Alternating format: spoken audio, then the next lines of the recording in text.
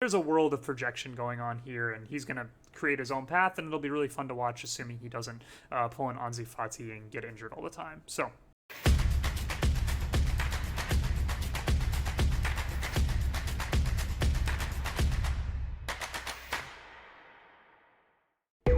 Alrighty folks, thanks for clicking on today's video. James Cards FC here. If you're new to the channel, or you found this channel because of my most recent video a few months ago that went pretty popular, I talk mostly about the financial side of the soccer card market, and that's what we're going to be doing today as I discuss the 2023/2024 UEFA Champions League / Conference League / Europa League Chrome tiers list for the rookie cards in this set. We're going to be talking about Lamine Yamal, we're going to be talking about Francisco Camarda, and the other generational type talents that we might see in the checklist. So if you're interested in that, feel free to stick around as we'll be talking soccer today like we normally used to on this channel. So without further ado, a quick note on Chrome. We've heard me discuss this, I think, previously in the past couple years on this channel, but soccer really needs a go-to the set for rookies, and it doesn't really have one. And so in my opinion, this needs to be the go-to set for rookies. The other sports have clear go-to rookie cards that are not disputed. In baseball, you have the Bowman Chrome autos. In basketball, you have the Prism Silver and the Prism Color. In football, you have the Prism Silver and the Prism Color. In hockey, you have the Young Guns, and all of these are seen as the go-to rookies. Whereas in soccer, it's a complete mess. You have the Prism League sets, whether that be Premier League or any other league. Premier League, La Liga, they all have their own sort of Prism set. Or a version of Prism Select, all these other kind of sets. You also have Prism sets by country. You have now a Copa America Prism, you have a World Cup Prism, you have, of course, all the Chrome sets, Chrome, Sapphire, Merlin, your Finest, you have Optic from Panini, you have Select from Panini. So there's just too many sets out there, and not one of them has risen to the top and been seen as the rookie that you need to buy. So this causes problems. In my opinion, it creates a lack of consensus that creates a scenario that we're seeing right now where all of the sets pull against each other, which suppress the price ceilings on cards. So rather than Chrome being the go-to rookie auto, for example, and the Chrome rookie auto being worth $1,000, where all the other autos are worth like $100, all the autos are more like worth $300 or $400. This is not what you'd see in baseball, where the Bowman Chrome First Prospect auto being worth $1,000 and then a Bowman Sterling or a Bowman Finest, if they even have that, is worth like $100. So yeah, it's a bit of a mess right now in soccer in terms of what the go-to set is, and that suppresses all the price ceilings on all the different sets. So this is good for collectors because you can buy more cards at lower prices, but it hurts the sort of investors that are looking to make money or find a safe haven for long-term value, because in terms of short-term spike price velocity, talking about how much a card can go up if a player has a good performance, since there's no go-to set and no go-to card, all the cards only go up a little bit rather than one card going up a ton. There's also a long-term factor of it being so unknown as what card people are going to value the most in the future, so that kind of makes people nervous about spending a lot of money on certain cards from certain sets, because we don't know if that's going to be the one that people are really going to look for in the future. Whereas in Prism for basketball or Prism for football, you are really sure, or at least you think you're really sure, that those are the cards people are going to want in the future. In hockey, Young Guns has been that card, and in baseball, Bowman Chrome Prospect Autos have been that card for like the past 20 or 30 years. So all those other sports have it, this sport does not, and that's a bit of an issue in terms of the price velocity and the potential of these cards. But with that being said, Chrome is still the flagship product for soccer, and prices on Chrome and Sapphire will probably move first when a player does something important, and then the other sets will follow suit in going up as well. But anyways, that's not the point of today's video. The point of today's video is to talk about some fun rookies, and that is what we're going to do here as we talk about their tiers list based on the prices paid. The way I do this, if you're not familiar, I also did this last year. I look at eBay and I look at an auction for a case break where people bid up the different player spots in that break, and this gives you a really good gauge of where people are ranking the rookies within each other. So I went ahead and I looked up a random auction results for a group break, and this is where the prices broke down for the players in their tiers based on prices. So we'll start with the S tier. Of course, there's Lamine Yamal. Then in the A tier, you have Francisco Camarda, Lenny Yoro, Victor Roque, and Fermin Lopez. In the B tier, you have a bunch of different players that obviously we'll discuss in more detail individually. And then in the C tier, you have Micah Hamilton, Facundo, not even going to try and pronounce his last name, and then Yakuba Minte. So that is the tiers list. You can feel free to screenshot this ugly graphic that I put up here, but we're going to go through each of these players in a bit more detail. So starting with the S tier, we have Lamine Yamal. He's being talked about as the next Messi, the next Neymar, whatever you want to put in it. He's got that sort of next label put on him, and I think to a certain aspect it is well-deserved at this point. He won the Euros with Spain as one of their most important players, along with Rodri and Nico Williams, of course, and I think it's pretty undisputed that he's the best prospect in soccer since Haaland. Some people have him as the best prospect since Mbappe. Some people like him as the best prospect since Neymar. And of course, some people talk about him in comparison to Messi because they both play for Barcelona. They play similar positions, but in my opinion, he plays more like Neymar than he does Messi, but he's 16 years old or 17 years old at this point. So there's a world of projection going on here, and he's going to create his own path, and it'll be really fun to watch, assuming he doesn't pull an Ansu Fati and get injured all the time. So yeah, best prospect, generational prospect, since whoever you want to fill in the blank with there. He just turned 17 and he plays for a top club, and he also plays for a top nation being Spain. Last year he had 17 goal involvements in 15 matches, where being a 16-year-old doing that in La Liga and other competitions like that is pretty ridiculous. You can see on Transfer Market here he's worth 120 million euros. Barcelona would obviously not sell him for that. If somebody wanted to buy him, it might be something really silly like 500 million euros or something like that, but Barcelona's not going to sell him, so it's a moot point that he's just worth a lot of money at this point. The cons for his cards are that he's in every product and more than just every product. So not only is he in every top set and every Panini set that gets released yearly, he's also in things like Barcelona team sets or Daka, the Chinese company that produces Barcelona team sets. He's in those. He's in a bunch of random Barcelona sets that get released. He's going to be in Topps Now, Bowman Now, whatever they're doing. They're probably going to put together a Lamine Yamal specific set like they do with Victor Wembanyama and CJ Stroud. Topps likes doing that now to just get more product out there. So he's in every product and then more than what you can think of. So he's just going to have a ton of cards out there, which means that they all sort of eat at each other's price potential.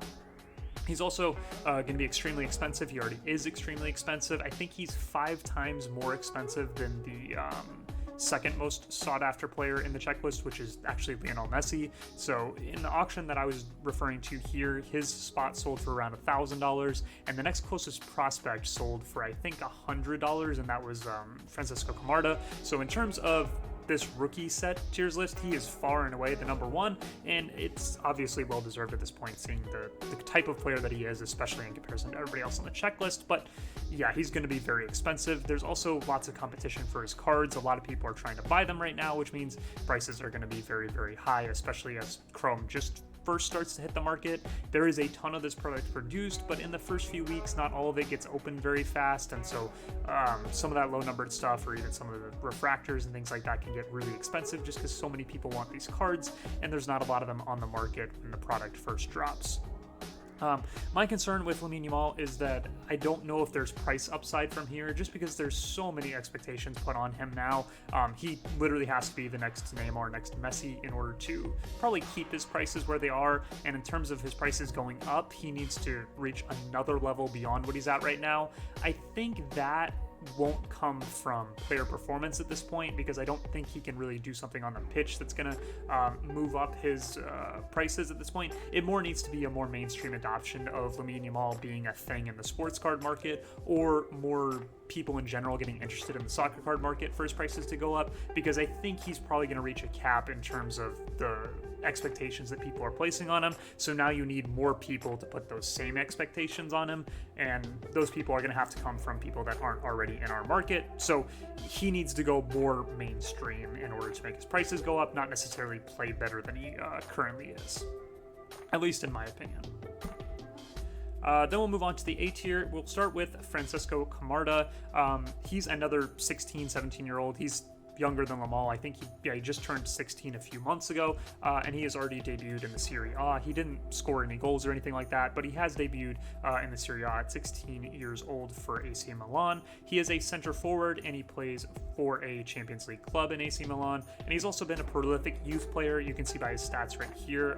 As a center forward in the lower ranks for Milan and their U23s and other competitions like that, he had 13 goals and 5 assists in 31 matches. And if you go beyond what Transfer Market says and you look at his lower division youth stats, he has some really insane numbers there, but obviously those take him with an extreme grain of salt. I mean, Yusufa Makoko had stats that are probably similar or better than Camarda's, and he's done absolutely nothing yet in terms of playing at the senior level, so take all those youth numbers with a grain of salt, but they are pretty ridiculous if you want to go look at his. In terms of cons, he snuck into the Panini product checklist 2 this year. He's also in Select, as well as all the other Topps products that'll come out throughout the year, so he's going to be in a lot of product. And he's also starting off at a very high price for having no senior level play. So unlike Yamal, who is or was 16 years old and has already done all these amazing things, Camarda has not done anything yet at the senior level, and he's much cheaper than Yamal is, but he's the next most expensive player on the list, and so you're paying a really high price for somebody that hasn't done anything yet. He's also going to get, in my opinion, the Serie A tax, where nobody actually really looks at the Serie A all that much.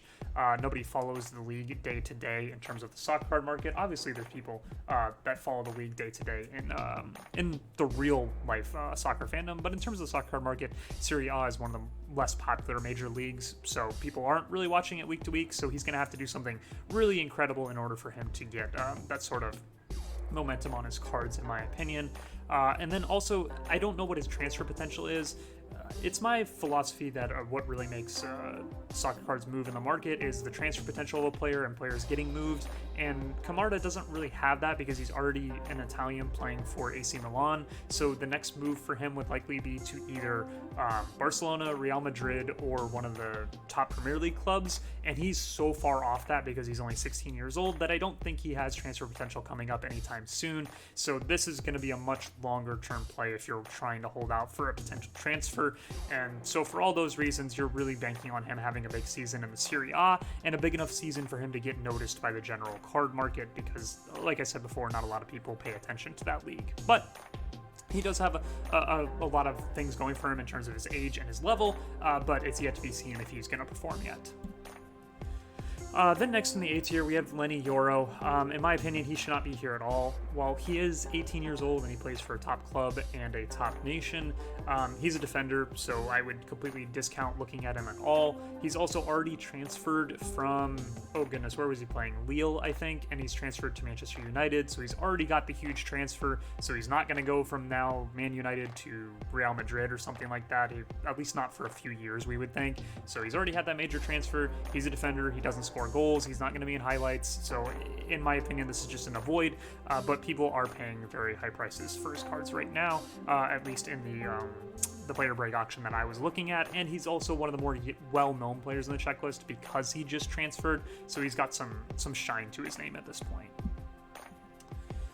Then in the A tier, we also have Vitor Roque. He was really hyped when he came out of Brazil, but that hype has sort of fizzled because he didn't really catch on at Barcelona, and Endrick has sort of stolen all of this hype for a Brazilian center forward.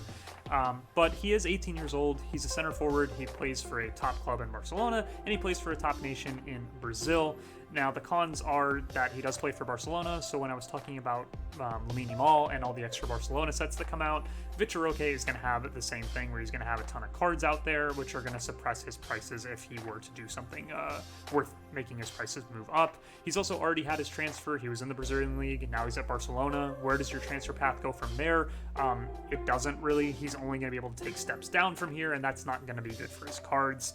He also has no clear path to minutes at Barcelona. I've seen rumors that he might be looking to get a loan out or transfer out or just find a way to get playing time because he actually is 19 years old. I made a mistake there.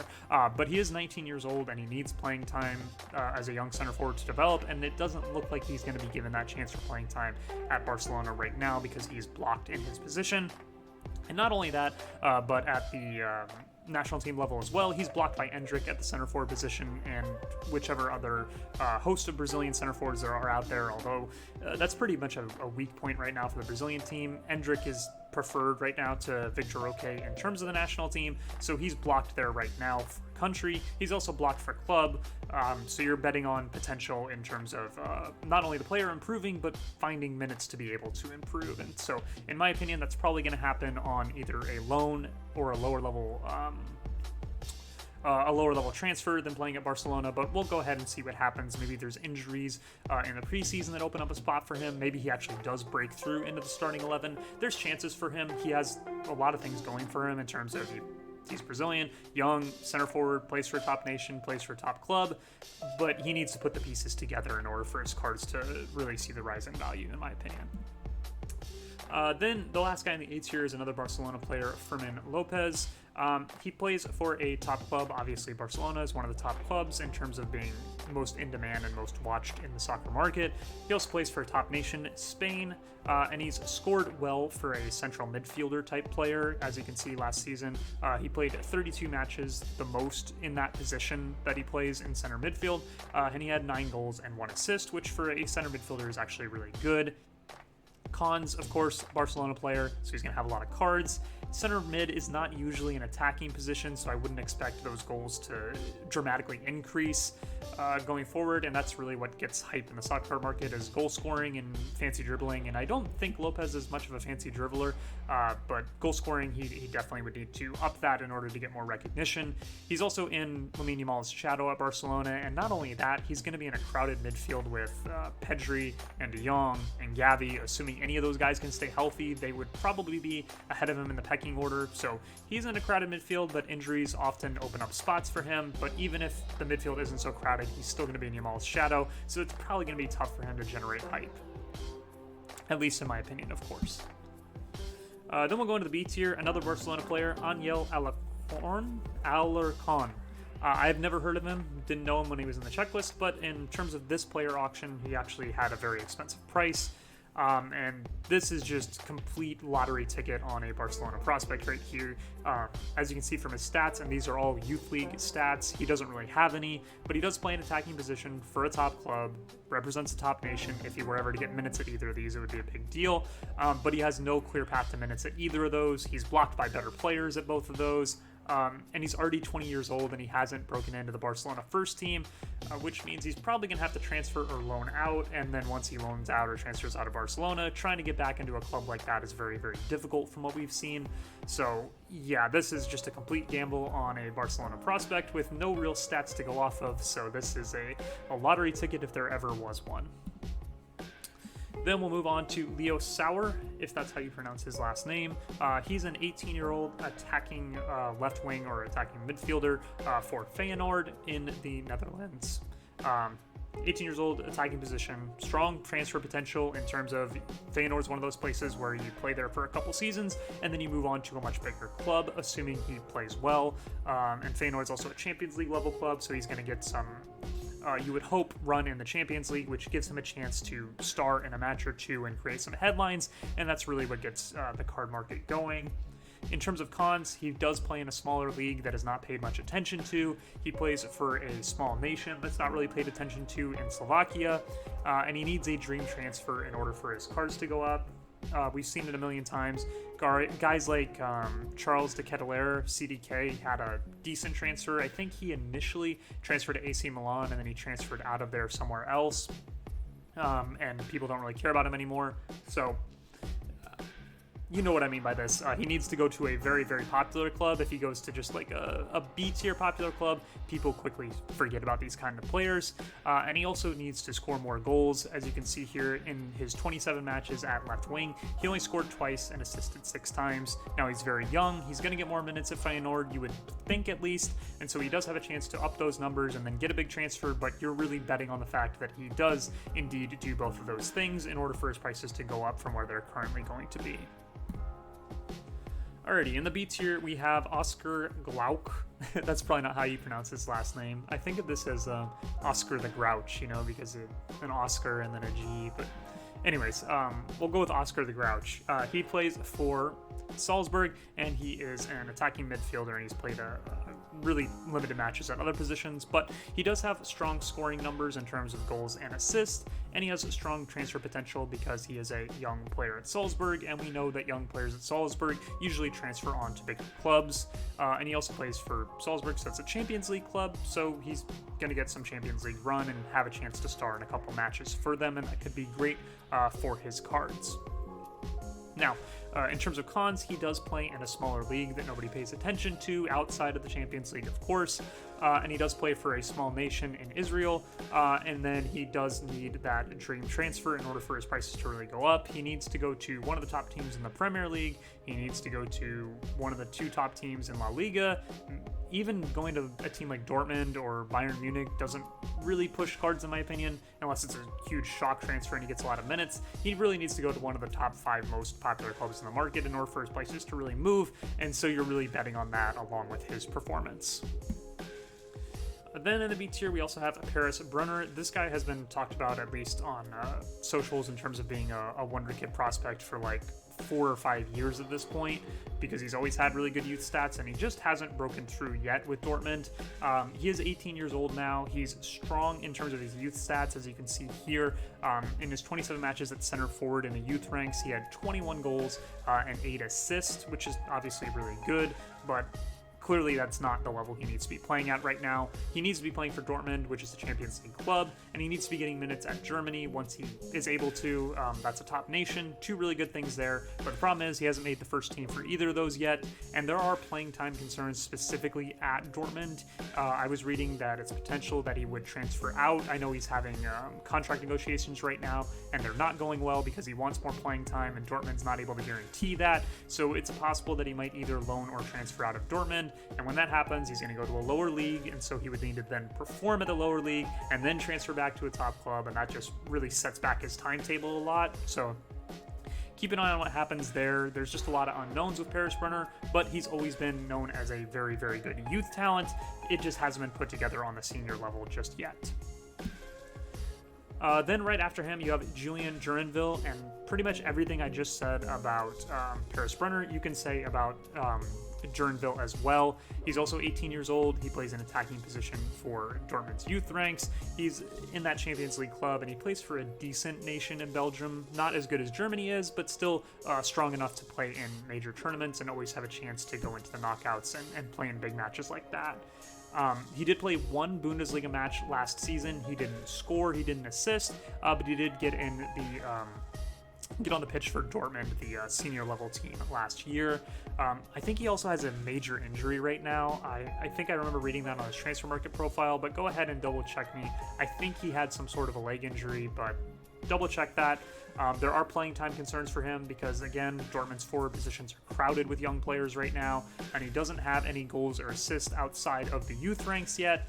So, see Paris Brunner, Julian Duranville, these are basically the same player in terms of their card market outlook, and in terms of which player you should be going with, or if you should be going with any of them, you're going to need to do your own research on that, and there's just not a lot of senior level data for you to go off of, so you're really going off of scouting reports and youth rank stats. Then at the B tier, we'll continue with Lewis Miley. I feel like this guy's been in sets for like years at this point, but I guess he's still a rookie. He is 18 years old, and he's already in the first team for Newcastle in the Premier League, and if he were ever to get in the England rotation, he would be playing for a top nation at that point. In terms of cons, he's a low goal-scoring output kind of player, at least so far from what we've seen. In 26 matches at central midfield, he had 2 goals and 4 assists, which is fine. Central midfielders aren't necessarily, depending on the system, being thought of as goal scorers, but in terms of the car market, you really need to score goals or do fancy dribbles in order to create hype, and Lewis Miley hasn't really done either of those things yet. So he's also in the Panini sets along with the top scrum sets. That's why I think he's been a rookie for so long, is because he's had Panini cards also for so long. So he just has a million cards out there. He's going to get the Newcastle tax in terms of, well, Newcastle is a Premier League club. Not a lot of people in the stock card market are paying attention to Newcastle, so his prices are probably going to be suppressed because people don't really pay attention to this club, unlike the other giants that are in the Premier League. And like I said before, it's going to be very tough for him to break into the England 11 because of how much talent there is on that squad. But if he is able to do that, that would be great for his cards because that team is extremely strong. Then in the B tier, we also have Karim Konate. He is the next up striker at RB Salzburg. There's a RB Salzburg striker in every single checklist, and this is the next iteration of that. So in terms of pros for Konate, he scores goals, a lot of them. Strong goal scoring stats in 27 matches at center forward last year, 17 goals and 4 assists, which is really good. He has a strong transfer potential. I think he was linked to Roma, and he's been linked to a few other clubs. So you really wouldn't want the Roma transfer if you're looking at buying Konate and hoping his cards go up, because that's a Serie A club that the market doesn't really care about. You're hoping more for a Premier League club or one of the top La Liga clubs. Like I've said before, you really need somebody like that to come in and buy him. Arsenal would be a huge landing spot for him. I don't know if that's a link at all, but a club like that would be great for him. And that's really what you're counting on when you're buying his cards, if you're not collecting them. But I mean, who's collecting Karim Konate? You're buying it because you think it's going to go up in price. All that out of the way, Champions League club, which is good in Salzburg, but nobody really cares about what they do in their league season. It's all about the Champions League, and he's going to have a few chances to star in a Champions League match, and we'll see if he's able to take those opportunities and really get some headlines going for his market. In terms of cons, again, small club and small nation. He plays for Ivory Coast. Nobody's really tracking the African nations or the African Cup or anything like that, so he's not going to be able to generate headlines that way, so he's limited in terms of that sort of upside. He does need that dream transfer like I talked about, and he's going to get a Salzburg reverse tax in my opinion, whereas we talk about guys like Newcastle, people don't care about that club at all, so their players are cheaper. For Salzburg, people are really tuned in to who's the next guy at Salzburg because Erling Haaland came from there and exploded in price. Karim Adeyemi at one point was there and exploded in price before. Obviously, he hasn't turned out at Dortmund, but when he did make that transfer, his prices did really well. So people are always watching for that next Salzburg striker, and he is that, so he might be being overvalued a little bit because he is a Salzburg striker. If he was playing for, oh my goodness, what's a random club? Anderlecht or something like that in Belgium, he probably wouldn't be as expensive as he is. And then in my opinion, he's probably going to be more like Patson Daka than he is Haaland, just because of the age and the skill set. I would liken him more to a guy like Patson Daka than a guy like Erling Haaland, but we'll go ahead and see how his career pans out. Then we will settle out the B tier. The final one on the list is Bradley Barcola.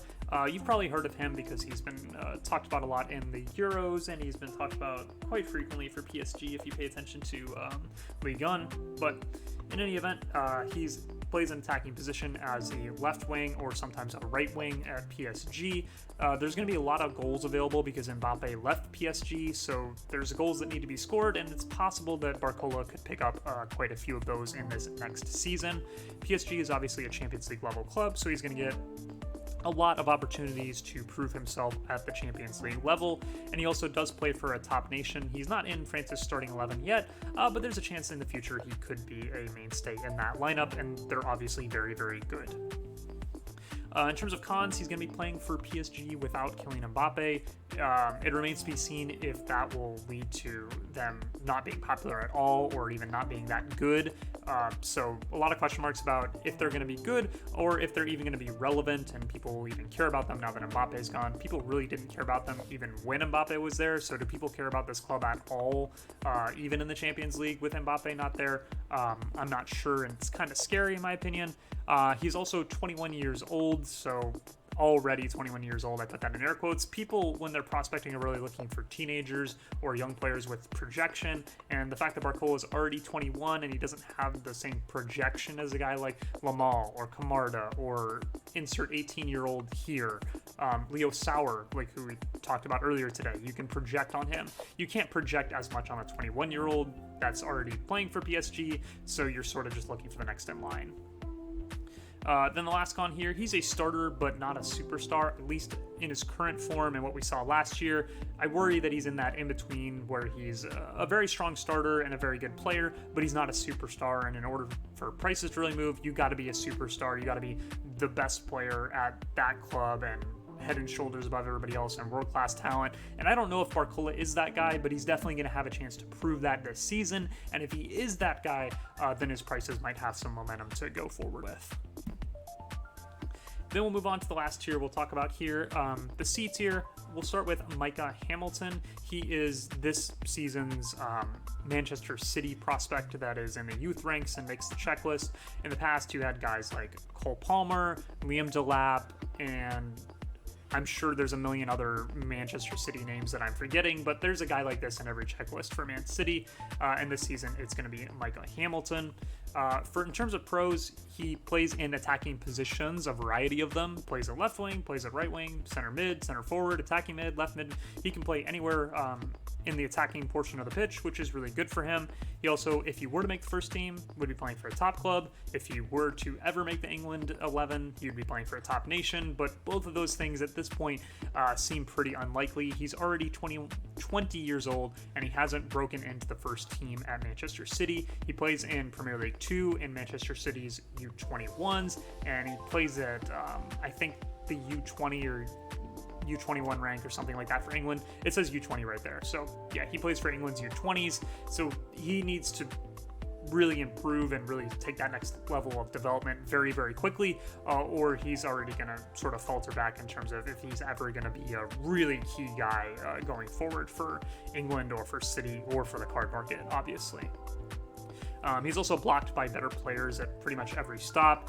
He's blocked by better players at City. He's blocked by better players at England. So he does need to transfer out of City or break through into the starting 11. That's probably not likely. So he's probably going to need to transfer out. And that doesn't mean that it's over for him. It means he's going to have to really perform well. We've seen this most recent season, Cole Palmer left Manchester City where he was blocked, ends up going to Chelsea, and he's an amazing player. I don't think Micah Hamilton is that guy. I could be wrong, but you're looking for a similar scenario where he goes from City probably to a team in a lower division in England, performs there, and then gets his way back into the Premier League at a lower Premier League club, and then moves on his career projection from there. But we're already talking about a lot of years down the line at that point, so by then there's probably been a better options to buy cards of. But if you want to take that sort of journey and you believe in Micah Hamilton and you know more about him than I do, and for some reason you think he's going to be that guy, that's what's out there available to you in terms of the data.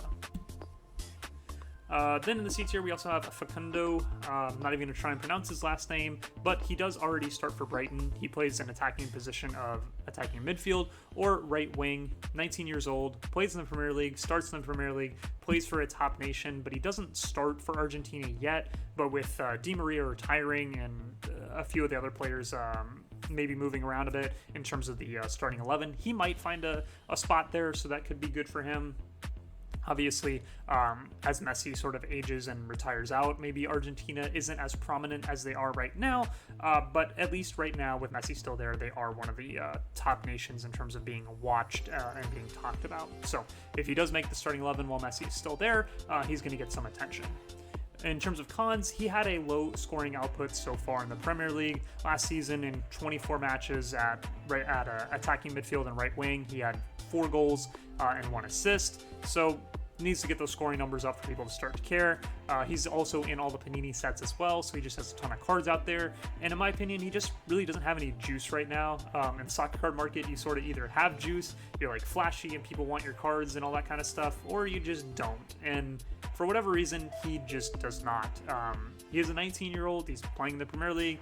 He plays for Argentina, so you would think that gets you some level of notoriety, some level of juice, but he just doesn't have any. I don't think he's a very flashy player. He's not a big goal scorer, and so for those reasons, there's just not a lot of hype around his market, and he would have to change those things in order for there to be some hype. Then the last player we'll talk about today will be in the C tier, Yankuba Minte. He is, at least in my opinion, one of the more interesting players in the checklist. He is playing an attacking position, and he's newly 20 years old, and he just transferred from Feyenoord to Brighton, and he scored a goal in their first friendly match of the preseason. So he is going to get some minutes, it looks like, at Brighton, even though their forward positions are pretty crowded, but it does look like he might be able to break through. And he does have decent scoring stats, at least for Feyenoord last season. When he played 31 matches at right wing, he had 10 goals and 5 assists, and a lot of those came towards the end of the season when he really had a breakthrough in the past in the last few months of the season. So he's on a very good trajectory in terms of he's really starting to produce, transfers to a Premier League club. If he produces there, he'd get on a track to go to a bigger Premier League club or one of the top clubs in Spain or one of the top clubs in Germany. And that's really what gets your career going. But that's also a con in terms of he already got his Premier League transfer, so you're probably going to have to wait around a little bit for him to be able to move again. It's probably going to be another season or two, unless he just blows the doors off and scores 15, 20 goals and has a few assists, and they can't help but have to move him. But I don't think that's on the cards for Minte this season. You're probably looking at a few season project for him before he takes that next step in his development. And then on the national team side, he plays for a tiny nation. He plays for the Gambia, so people aren't going to be tracking his country status at all. No one's tuning into AFCON. No one's tracking the Gambia roster or anything like that. So he has to do everything for clubs, and so that means he needs to eventually play for one of the biggest clubs in the world and be a world-class player. And there's a small chance he gets on that trajectory, but it's very far at this point, and he's already had his one transfer. So I think here you're looking at a long project, and while he does have some decent stats to back it up, you are still looking at a long project, at least in my opinion. Alrighty, let's move to the final conclusion here. In my opinion, this is a fun and top-heavy class. Obviously, we talked about it. Lamine Yamal is 5 times, 10 times more expensive than anybody else on the checklist in terms of rookies. But you also have guys like Camarda that might come up, and then a bunch of teenager goal-scoring options that might move up as well. Yamal is going to obviously drive the product sales, but with so many young attacking players in the checklist, we're bound to have a breakout or two this season.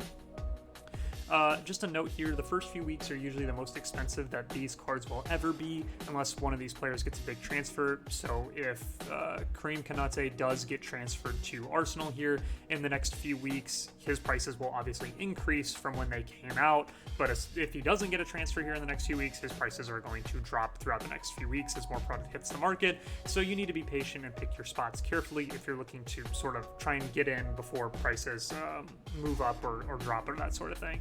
If you're a collector, you can buy whenever you want and have all the fun you want with that. Like I say here, have fun. Here are my favorites by tier. I'm usually not great at picking the ones that do end up popping, but in terms of the ones that definitely don't end up popping, my record's been pretty good. I think the only miss I've had in terms of a big miss was Cole Palmer. I think I said last year that I thought his career was in big trouble because he was completely blocked at City, and I thought he was going to have to transfer to a much lower club than he ended up transferring to, but he ended up having a great season, so hats off to him. But I'm usually pretty good at picking who the Sidney Raybiger guy is, the guy that people are paying a ton of money for on release that they really shouldn't be, and they end up not being worth anything. So we'll go through who I think that is this year. If you're not familiar, Sidney Raybiger was a 16-year-old, I think, that played a few minutes for one of the German league teams, and he had a superfractor sell for over $10,000 the first week of a Chrome release, and no one's ever heard of him since. I think he's in the 3rd or the 2nd division of Germany right now, and nowhere near becoming a superstar player, obviously. And so every year from now on, I'm trying to find out who that next guy is. This most recent year, I said the Sidney Raybiger was going to be Rooney Barthaji for, oh goodness, who does he play for? Copenhagen, I think. Yeah, I thought that was the next Sidney Raybiger type. People were liking him because he had the name Rooney, and he was really young and playing for Copenhagen, so there's some mystery there. But his prices have really fallen off since then, and he had a good Champions League match, I think, against Manchester United, but that was almost over a year ago at this point, and nobody's heard from him since, and so we're looking for a player like that here when we talk about the Sidney Raybiger award. But we'll start with my favorites in each tier. S tier, obviously, Lamine Yamal is going to be my favorite because he's the only one on there.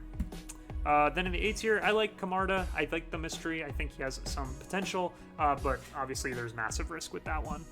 In the B tier, I like Konate just as a transfer play because I think obviously he's going to get transferred at some point, and so you're hoping for a dream transfer, but if he doesn't get that, it's pretty much all over for his career, at least in terms of the car market. And then the C tier, I like Minte. I think he could have a good season in the Premier League. That could do some good things for his cards, but in terms of him becoming a superstar player, I don't think that's on the cards for him, but I do think he could generate some hype with some good moments for Brighton this season.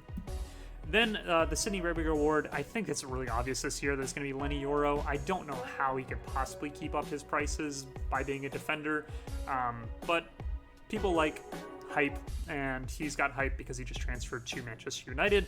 But once he's actually playing for them and never scoring a goal, and the guys for United that are actually scoring goals, like Garnacho or Hojlund or, oh my goodness, who's the new guy? Kobe Mainu, guys like that are actually going to be scoring the goals. Once they score goals, their cards will be popular, and I don't see Lenny Yoro figuring into that at all. But, of course, I can be wrong. Thank you guys so much for watching. We rambled on a bit with this conclusion slide, but as always, thanks for watching. Feel free to like, comment, subscribe, all that sort of stuff, and I will see you guys in the next video.